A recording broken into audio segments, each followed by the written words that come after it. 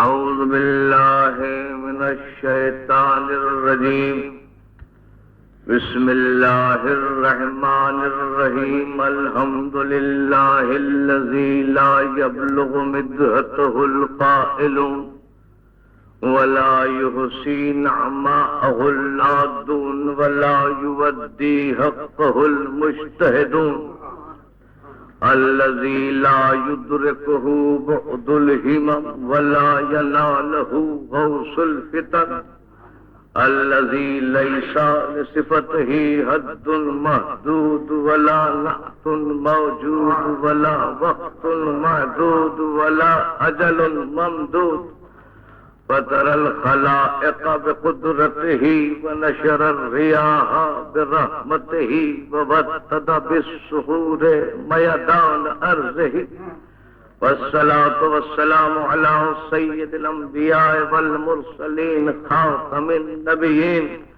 سيدنا الممجد بشيرنا المسدد نذيرنا المؤيد المصطفى الأمجد محمود الأحمد بالخاص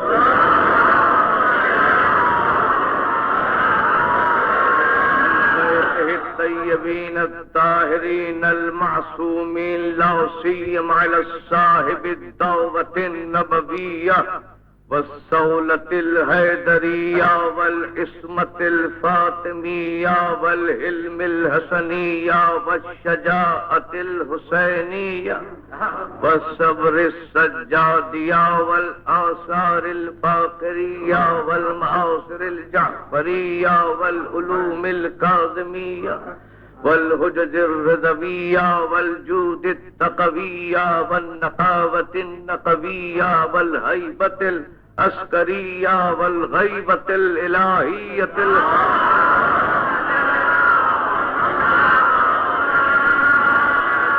قد قال سبحانه وتعالى في كتابه المحكم وخطابه المتقن وقوله أحسن بسم الله الرحمن الرحيم الذين يتبعون الرسول النبي الأمي الذي يجدونه مكتوبا عندهم في التوراة والإنجيل يأمرهم بالمعروف وينهاهم عن المنكر ويحل لهم الطيبات ويحرم عليهم الخبائث ويضع عنهم إسرهم والأغلال التي كانت عليهم فالذين آمنوا به وعزروه ونصروه واتبعوا النور الذي أنزل معه أولئك هم المفلحون.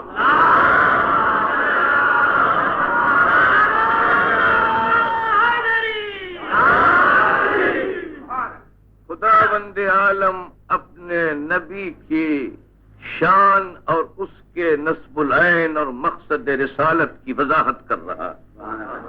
یہ ہے ہمارا رسول جو نبی بھی ہے اور امی بھی ہے، مگر یہ وہ امی نہیں ہے جو ان پڑھ،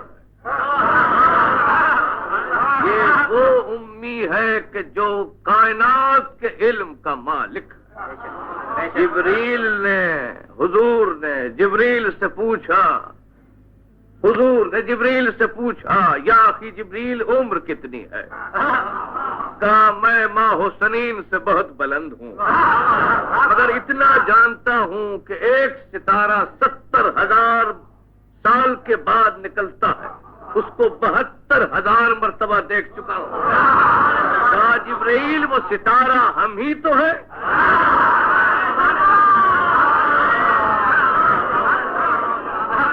تو جس کے سامنے کائنات بن رہی ہو وہ کتنا بڑا عالم ہو. یہ امی ہے جس کو لوگ پاتے ہیں تحریر میں، انجیل کے اندر، تورات میں. قرآنی میں اس کا ذکر نہیں، تورات میں بھی ہے، انجیل میں بھی ہے. یہ وہ نبی ہے جو معروف کا حکم دیتا ہے، منکر سے روکتا ہے، طیبات کو حلال کرتا ہے، خبیث چیزوں کو حرام کرتا ہے. اور یہ وہ ہے کہ جو انسانیت زنجیروں میں جکڑی ہوئی ہے ان سے ان کو آزاد.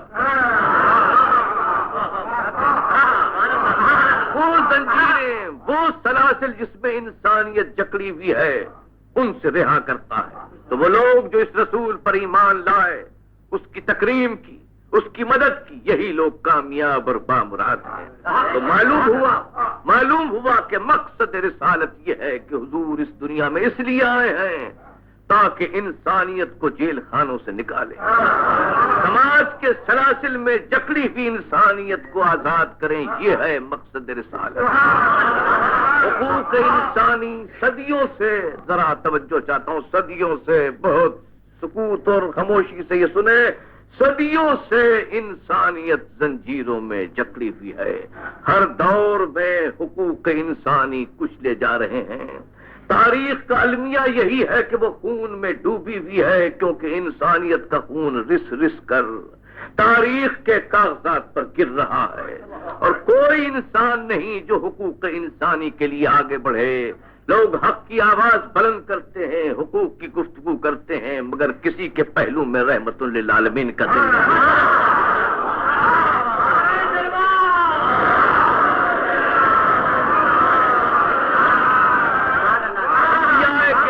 اولیاء اعظام، ان کے آنے کا مقصد ایک ہی تھا کہ انسانی حقوق جو گم ہو چکے ہیں ان کو فراہم کیا جائے، واپس بلایا جائے۔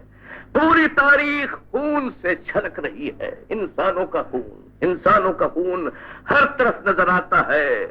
پوری تاریخ درد سے، کرب سے لبریز ہے، کیونکہ ہر دور میں انسان کے حقوق چھینے گئے ہیں، ہر دور میں انسانوں کے حقوق چھینے گئے ہیں۔ انسان ہر دامن کی طرف بڑھتے تھے کہ شاید یہاں پناہ ملے، مگر وہاں ظلم بے پناہ تھا۔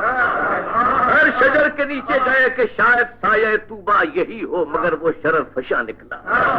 ساحل پر پہنچے تو تمہید طوفان، جس جگہ گئے وہ ان کو ناکامی ہوئی، کیونکہ ہر دور میں ظلم و ستم کی داستان دہرائی جا رہی ہے، ہر دور میں ظلم و ستم کی داستان دہرائی جا رہی ہے۔ کوئی ایسا عہد نہیں جہاں حقوق انسانی کچلے نہ گئے ہوں۔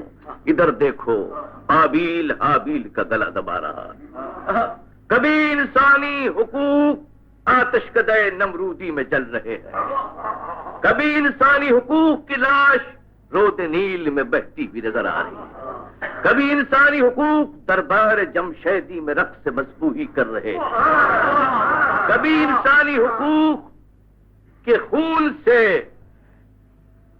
انسانی حقوق کی لاش شرابور نظر آتی ہے، کبھی وہ ستی کی چتا پر سلگتی ہوئی انسانیت ہے، کبھی وہ عرب کی سرزمین پر زندہ درگور نظر آتی ہے، کبھی آگسٹس کے اکھاڑوں میں انسانی حقوق کی لاش نوچی جاتی ہے، کبھی ملوکیت کے نام پر انسانیت کے پرچے اڑائے جاتے ہیں، کبھی فتوحات کے نام پر انسانی حقوق پر ڈاکہ ڈالا جاتا ہے، کبھی نیشنلزم کی گلوٹین سے انسانیت کا سر جدا کیا جاتا ہے، کبھی فاشیزم کے مسبے میں انسانیت کی کھال کھینچی جاتی ہے، کبھی نازیزم کی بمباری سے انسان کو تباہ کیا جاتا ہے۔ یہ ہے انسانیت کی پوری تاریخ۔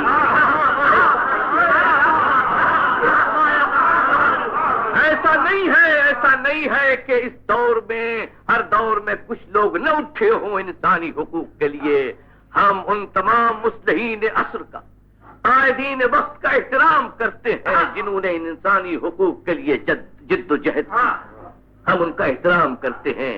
ہم رحمت للعالمین کے ماننے والے ہیں، وسیع القلب ہیں،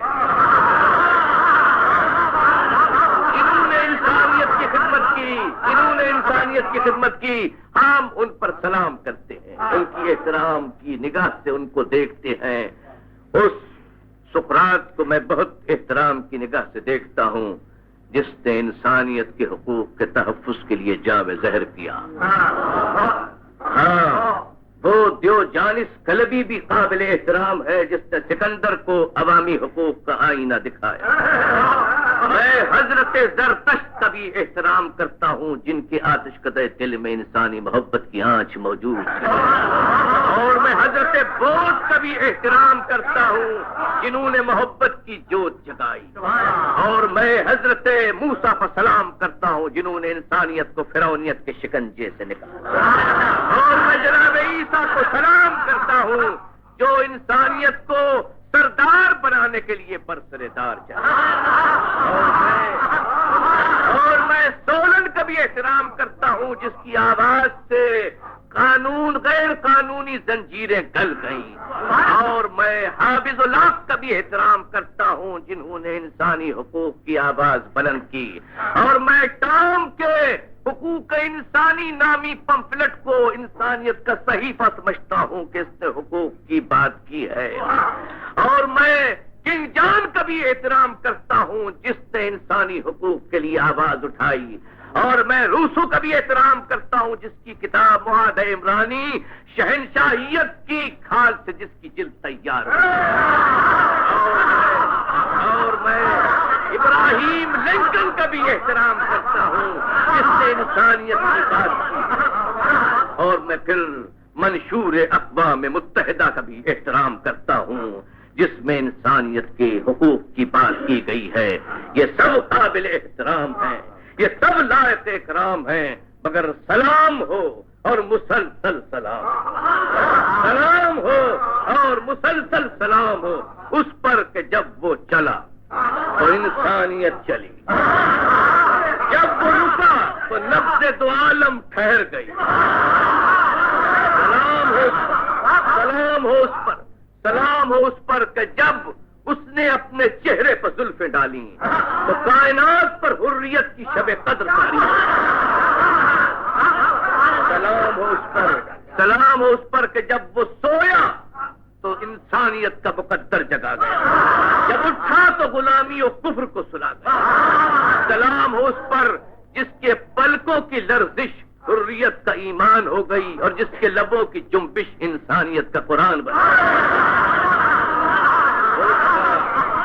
اٹھا اور اس نے آگے بڑھ کر سماج کے بندھنوں کو توڑا، راج کے جیل خانوں کو توڑا، اور زمیندوز قصر قیصر پر کھڑے ہو کر کہا ایھا الناس اسمعوا منی ابین لکم انی لا ادری لعلی لا القاکم بعد عامی هذا فی موقفی هذا 9 ذی الحجہ یوم عرفہ خطبہ حجۃ الوداع۔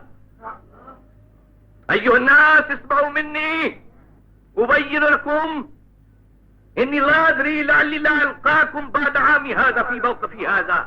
ایھا الناس ان دماءکم واموالکم حرام علیکم كحرمة يومكم هذا في بلدكم هذا في شهركم هذا، ألا هل بلغت؟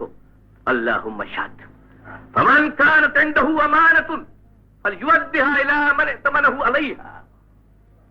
أيها الناس ألا كل مأسورة أو دم أو مال يدعى فهو تحت قدمي هاتين إلا استدارة البيت وسقاية الحج، وإن ربا الجاهلية موضوع، وإن أول ربا عمي العباس بن عبد المطلب، وإن أول دم نبض به دم عامر بن ربيعة بن حارث بن عبد المطلب۔ أيها الناس إن معاصر الجاهلية موضوعة غير الصدانة والسقاية والعمى الطبد، فما قتل بالعصا والحجر فيه 100 بعير، فمن زاد فهو من أهل الجاهلية۔ أيها الناس إن الشيطان قد يئس أن يعبد في أرضكم هذه، ولكنه رضي أن يطاع فيما سوى ذلك مما تحقرون من أعمالكم۔ أيها الناس إنما النفس زيادة في الكفر يذل به الذين كفروا يحلونه عاما ويحرمونه عاما۔ أيها الناس إنا لنسائكم عليكم حقا فلكم عليهن لا يؤتينا فرشكم غيركم، ولا يدخلن أحدا تكرهونه بيوتكم إلا بإذنكم، ولا يأتين بفاحشة فإن فعلنا فأذن الله لكم أن تعذروهن وتحجروهن في المضاجع وتضربوهن ضربا غير مبرج، فإن انتهينا وأطعناكم فعليكم رزقهن وكسوتهن بالمعروف، وإنما النساء عندكم أوان لا يملكن لأنفسهن شيئا أخذتموهن بأمانة الله واستحللتم فروجهن بكلمة الله، فاتقوا الله في النساء واستوصوا بهن خير، ألا هل بلغت؟ اللهم اشهد۔ أيها الناس إنما المؤمنون إخوة، إنما المؤمنون إخوة، لا يحل لامرئ مال أخيه إلا أن تطيب نفس منه، أيها الناس لا ترجعوا بعد كفارا يضرب بعضكم رقاب بعض فإني تركت فيكم الثقلين كتاب الله وعترتي.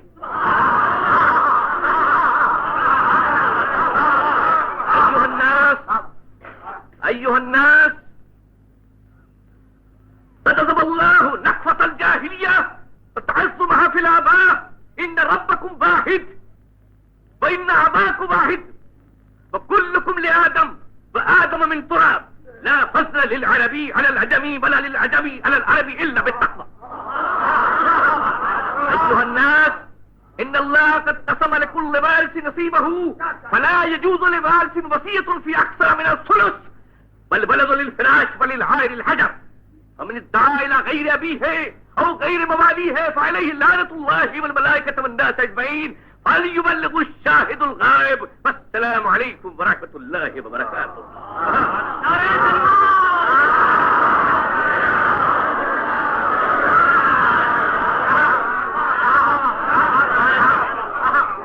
خطبہ حجۃ الوداع. خطبہ حجۃ الوداع 9 ذی الحجہ کو یہ خطبہ دیا گیا. ایسا معلوم ہوتا تھا کہ لوح محفوظ کے جزیرے میں جلال نطق الہی نے اپنے چہرے سے نقاب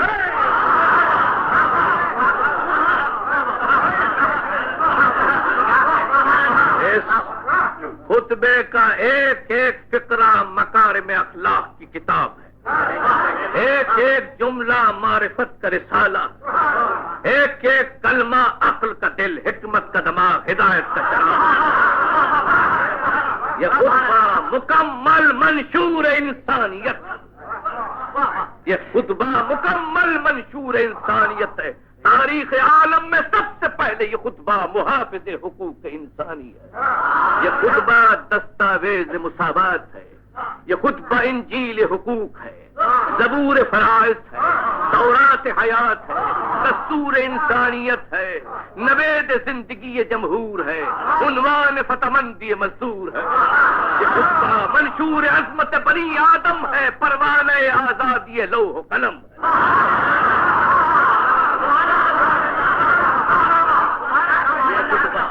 یہ خطبہ سب سے پہلے انسانوں کو حقوق کس نے دیے؟ فداہ ابی و امی. حضور نے سب سے پہلے انسانوں کو حقوق دیے ہیں. سب سے پہلے انسانیت کو حقوق کس نے دیے ہیں؟ دیکھو ایک قوم میں ایک ملک میں کھڑے ہو کر کہنا ان ربکم واحد تمہارا خدا ایک ہے. وَإِنَّ أَبَاكُمْ واحد تمہارا باپ ایک ہے. كُلُّكُمْ لِآدَمَ تم سب آدم کے اولاد. کوئی فضل عربی کو اجمی پر نہیں ہے. 64 نمائندوں کی مجلس میں دوسری قوموں کی بات کرنا اور ہے. اور ایک قوم کے اندر ساری قوموں کے حقوق کی برتری کا اعلان کرنا اور سب سے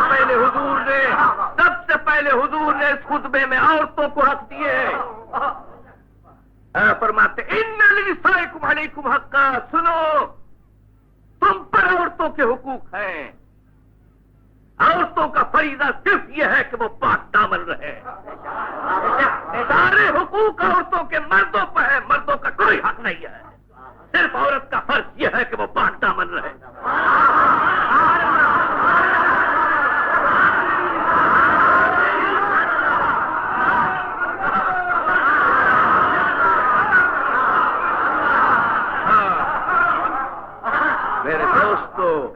یہ وہ منزل ہے کہ حضور نے سب سے پہلے عورتوں کے حقوق دیے ہیں. اور کوئی نہیں ہے جو اس معاملے میں کہہ سکے کہ پہل اس نے کی ہے. اور حق تو یہ ہے کہ اگر حضور عورتوں کو حق نہ دیتے تو کائنات میں کوئی حق نہ دیتا. کیونکہ عورتوں کا بھی کردار میں مردوں سے معذرت چاہتا ہوں. تاریخ عالم میں ایک کردار عورتوں کا ایسا ہے جس میں کوئی مرد شریک نہیں.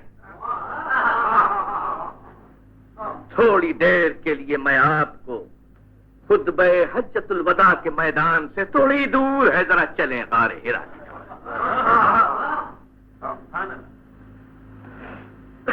اقرا بسم ربک الذی خلق۔ اے غار ہرا، اے محبت وحی، اے جلوہ گاہ رحمت للعالمین، اے کہ تجھ میں انفاس نبوی بسے ہوئے ہیں، اے کہ تجھ میں خوشبو نبوت رچی ہوئی ہے، اے غار ہرا، اے مکان وحی، اے اولین شبنم وحی کے مرکز، اس پر سلام ہو۔ جبریل اترتے ہیں، 70,000 فرشتوں کے ساتھ اترتے ہیں، جبرائیل 70,000 فرشتوں کے ساتھ اترتے ہیں۔ ہماری روایت ہے 70,000 فرشتوں کے ساتھ اترتے ہیں اور حضور کو کرسی نور پر جلوہ فرما کرتے ہیں اور ہاتھ جوڑ کر کہتے ہیں اقرا، پڑھیے اللہ کے رسول، اور حضور پڑھ رہے ہیں، پڑھتے جا رہے ہیں اور انسانیت کے دروازے کھلتے جا رہے ہیں۔ حضور پڑھ رہے ہیں، نبوت کا تاج سر پہ آ گیا، یا ایھا المزمل کا دشال دیو پر ہے۔ اب حضور اٹھے اور نکلے، حضور غار ہرا سے نکلے جیسے پھول سے خوشبو نکلے، جیسے قرآن سے آیت نکلے، حسن سے ادا نکلے، مومن کے دہن سے کلمہ نکلے۔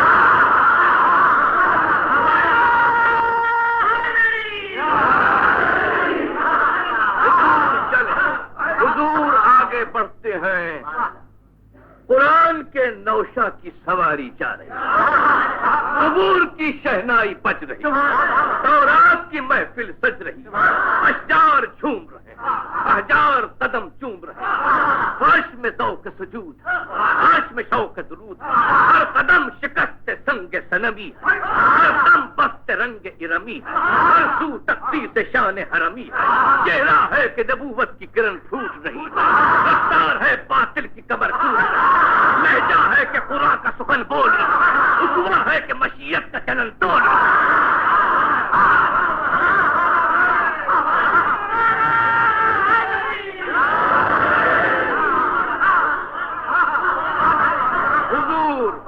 حضور اب غار ہرا سے راستہ خانہ ختیجہ طاہرہ تک 3 میل کا راستہ مختصر ہے، لیکن آج طویل ہو گیا، بار نبوت شریک ہے۔ اب آہستہ چل رہے ہیں، ایک ایک کر کے ہوئے جاتے ہیں تارے روشن، تیری منزل کی طرف میرے قدم آتے ہیں۔ وہ بڑھ رہا ہے اور جا رہا ہے، یہ سوچتا ہوا کہ اب کیا ہوگا۔ سب سے پہلے میں اپنی زوجہ سے کہوں گا، اگر اس نے نہیں مانا تو پھر کس سے کہوں گا؟ اب کون جانے، کون تصدیق کرے گا؟ آگے بڑھا اور چلا، لیکن اگر انکار کر دیا تو کیا کروں گا؟ سلام ہو حضور، چل رہے ہیں یہاں تک کہ خانہ ختیجہ طاہرہ تک پہنچے۔ ختیجہ طاہرہ اٹھیں، آج چہرے پر نور کیسا ہے؟ اب حضور کہنا چاہتے ہیں، نبوت کی عظمتیں آ کر مرتکز ہو گئیں لب ختیجہ طاہرہ پر۔ تاریخ نے اپنا کیمرہ ختیجہ طاہرہ کی طرف موڑ دیا کہ دیکھیں یہ کیا کہتی ہے۔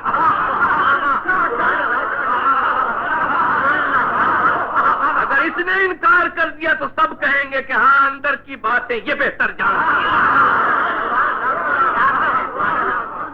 بائرن کہتا ہے کہ باہر ہیرو بن سکتے ہیں، گھر میں کوئی ہیرو نہیں ہوتا۔ اب دیکھیں یہ کیسے ہیرو بنتا ہے۔ ادھر کہا کہ میں نبی ہوں تو جواب ملا یہ تو میں پہلے ہی سے جانتا ہوں۔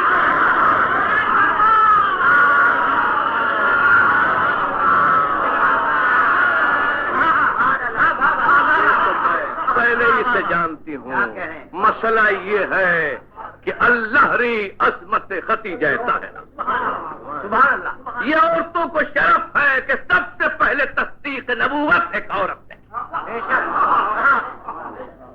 سب سے پہلے یہ کردار کون ادا کرتا ہے؟ ختیجہ طاہرہ۔ ہزاروں سلام ہو اس روح مقدس. اور وہ جانتی تھی کہ یہ نبی ہے. یہ آج کی بات رہی، ذرا ماضی کے ورق الٹو تو پتہ چلے گا. خاموش گھر میں بیٹھی ہوئی ہیں کہ ورقہ بن نوفل آتے ہیں. ختیجہ یہ چچزاد بھائی ہیں. بہت اداس ہو ختیجہ. کہا کیا کروں، جس کا کوئی مونس نہ ہو، ہمدم نہ ہو، وہ اداس نہ ہو تو کیا. کہا کیوں، کیا بات ہے؟ تم تو خود ہی انکار کرتی ہو، ورنہ کتنے پیغام آ چکے ہیں. کہا کس کس کا پیغام آیا ہے؟ کہا عتبہ کا ہے، شیبہ کا ہے، ربیہ کا ہے، سلط کا ہے، ابو جہل کا ہے. کہا صرف لی عیوب بتاؤ، ان کی عیوب بتاؤ. کہا اما شیبہ وہو مطلاق النساء، وہ بہت طلاق دینے والا ہے. اما عتبہ فہو بخیل، وہ بہت بخیل ہے. اما ابو جہل فہو کریہ النفس، وہ بد نفس ہے. کہا میں ان سے شادی نہیں کر سکتی جو عیب دار. حل خطا بنی غیر ہؤلاء القوم، کیا ان کے سوا کسی اور نے بھی رشتہ طلب کیا؟ کہا فہو محمد ابن عبد اللہ.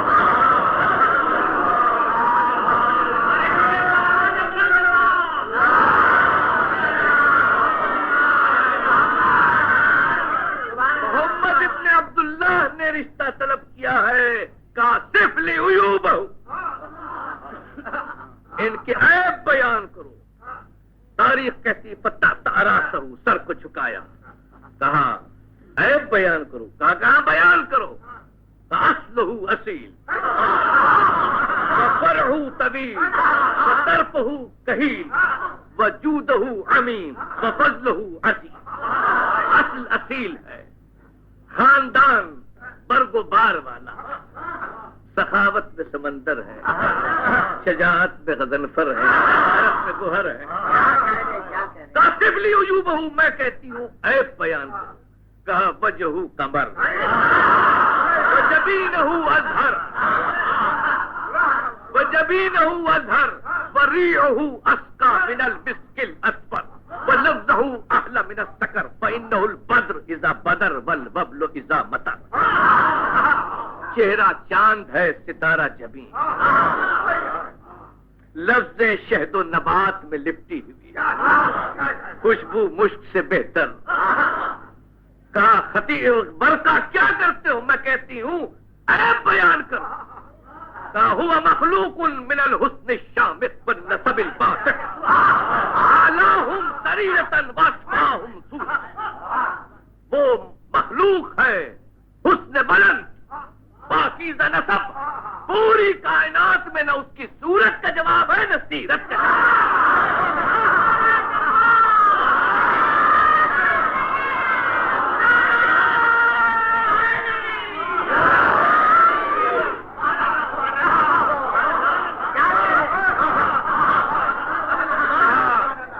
کہ ہاں اب میں تیار ہوں. کفو مل جائے تو انکار نہیں ہوگا. طاہرہ کو تو ملے گا تو وہی جو مخاطب بتاہا. اب میں تیار ہوں، میں تیار ہوں. کہا ماں تو تینی ختیجہ، ہمیں کیا ملے گا اگر ہم نکاح کرا دیں؟ کہا ہذہ اموالی وذخائری، یہ سارا خزینہ تمہارا پر شاہ مدینہ ہمارا.